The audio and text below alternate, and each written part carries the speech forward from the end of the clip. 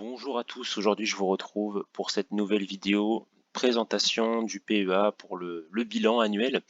Aujourd'hui je vais vous parler donc de mon PEA et de ce que j'envisage en termes de perspective d'investissement pour cette année 2025. On va faire une revue sur les différentes positions que j'ai et ce que j'envisage pour cette année. Aujourd'hui donc nous sommes le 2 janvier au matin. Donc finalement, nous avons les prix du 31 décembre au soir encore actuellement. Alors concernant mon PEA, actuellement par rapport à sa date d'ouverture du 10 juillet 2023, j'ai une plus-value latente d'environ 2500 euros. Pour le moment, c'est pas forcément quelque chose d'énorme, mais j'explique cette performance qui n'est pas à la hauteur du marché américain, surtout avec mes investissements en France entre LVMH et L'Oréal, sur lesquels j'ai fait une petite moins-value latente, mais ça ne m'empêche pas de dormir parce qu'en réalité, j'ai quand même une conviction long terme sur ces deux actions que j'estime assez solides. Donc on va faire une revue un petit peu de toutes les positions que j'ai et de ce que j'envisage de faire par la suite. Alors, par rapport à mon portefeuille, moi, ce que j'aimerais réaliser sur cette année 2025, ça serait un petit peu de rééquilibrer le portefeuille, à savoir d'avoir les fameux 50% en ETF US et essayer d'avoir entre 5 et 15% aussi d'ETF en Inde. Alors, au niveau des ordres que j'ai effectués en décembre, je vais vous les montrer. Là, durant ce mois-ci, principalement ce que j'ai rechargé, c'est Total Energy, parce que le titre avait un petit peu baissé, et également des ETF US et des ETF US, donc S&P 500, enfin MSCI USA plus précisément, en levier 2 lors de la petite baisse qu'il y a eu récemment pendant le mois. Mais globalement, c'est sur ces valeurs-là que j'ai renforcé ce mois-ci, à différents prix. Alors, pour ce qui est de LVMH, pour le moment, au vu de ma très forte exposition et au vu de la baisse, je compte pas renforcer le titre pour le moment. Ça ne m'étonnerait pas que le titre se reprenne cette année. Je renforcerai uniquement si on arrive à passer sous les 540 euros environ, parce que j'y verrai une opportunité. Mais pour l'instant, je laisse couler. C'est le cas aussi pour L'Oréal, hein, qui sont un petit peu corrélés, vu que ça s'adresse surtout au marché chinois, marché asiatique plus précisément, qui cette année n'a pas forcément été au rendez-vous sur le secteur luxe, mais qui, je l'espère, se ressaisira sur l'année 2025. Maintenant aussi, par rapport à ma position sur la Amundi Nasdaq 100 en leverage, sur un an, il a eu une performance qui est assez remarquable, hein. C'est un indice qui est assez corrélé au S&P 500, mais il y a plus de valeurs technologiques, il y a plus de concentration sur les valeurs technologiques sur cet indice-là. Je pense que c'est un indice qui peut être très intéressant, mais c'est pas forcément un indice à acheter, un ETF du moins à acheter tout le temps.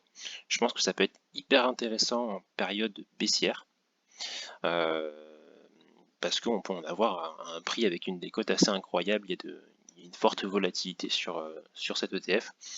Donc si jamais en 2025 on venait à avoir une forte baisse, c'est avec plaisir que je renforcerai grandement cette position sur l'Amundi Nasdaq 100. Mais si on continue à avoir une tendance haussière, je ne suis pas certain de renforcer plus que ça le titre.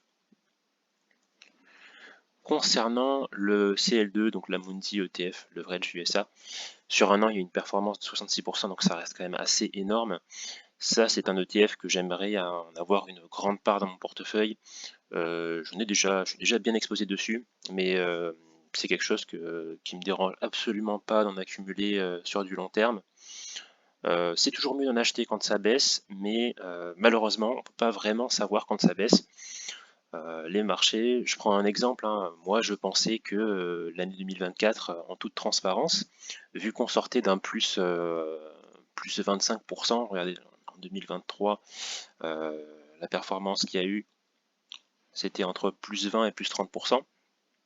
Donc moi je me suis dit que en 2024 on n'allait pas réavoir encore un 26%, et finalement c'est ce qu'on a eu. Donc ce que je me suis rendu compte, c'est qu'on peut difficilement timer le marché, donc je préfère rester investi et investir régulièrement, mais toujours garder un petit peu de liquidité pour renforcer davantage si jamais il y a une baisse. Donc ça c'est pour ce qui est du CL2. Au niveau de Total Energy, bah, j'ai pas mal renforcé là ces derniers temps.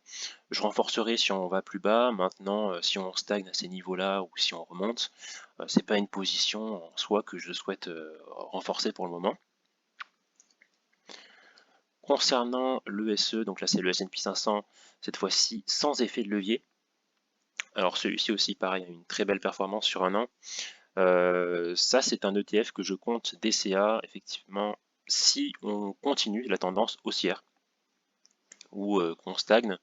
C'est un ETF que je vais renforcer tous les mois, toujours dans l'objectif d'atteindre les 50% d'ETF US. Le PUST, donc le Nasdaq 100 en levier 1, celui-ci aussi a une très belle performance sur un an. Si je constate que les valeurs technologiques baissent par rapport au S&P 500, je me ferai aussi un plaisir de renforcer cet ETF-là. Et pour finir, le PINR, donc c'est l'Amundi PEA Inde. Donc moi j'ai quand même une bonne conviction sur l'Inde. Je pense que ça peut être un bon outsider puisque je suis investi finalement sur des pays d'Occident. J'ai effectivement évidemment une plus grande confiance sur les pays d'Occident, surtout les États-Unis et l'Europe, mais principalement les États-Unis. Mais je pense que dans un but de diversification, c'est quand même bien d'avoir un pays qui a une bonne croissance, qui a une bonne natalité et qui est en dehors de l'Occident. Donc je compte aussi renforcer cet ETF Inde et si possible avoir entre 5 à 15% de mon portefeuille exposé sur l'Inde actuellement, qui représente à peu près 2% de mon portefeuille. Donc c'est quelque chose que je souhaite mettre en avant. Voilà, hein, c'est une vidéo assez courte, mais un petit peu pour vous donner mes perspectives pour l'année 2025. En réalité, il peut y avoir un crash.